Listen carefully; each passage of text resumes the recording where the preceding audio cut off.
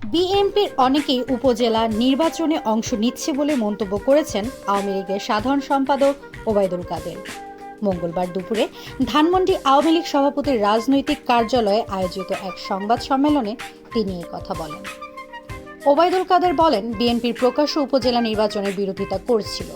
আমাদের জানা মতে স্থানীয় পর্যায়ে তাদের অনেকেই নির্বাচনে অংশ নিচ্ছে। উপজেলা নির্বাচনে একজন প্রার্থীকে অপহরণ করা প্রসঙ্গে এক প্রশ্নের জবাবে ওবায়দুল কাদের বলেন, এত বড় একটা নির্বাচন, তাতে টুকটাক কিছু ঘটনা যে ঘটবে না ঘটেনি তা নয়, তবে তার নিয়ন্ত্রণে আমরা কাজ করছি। প্রশাসনিকভাবে আমরা সামাল দেওয়ার চেষ্টা করছি।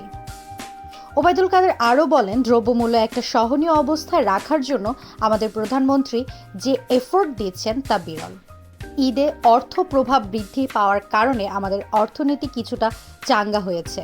অর্থ লেনদেনের যে গতিময়তা তা আমাদের অর্থনীতিতে একটা গতিশীল নিয়ে আসছে।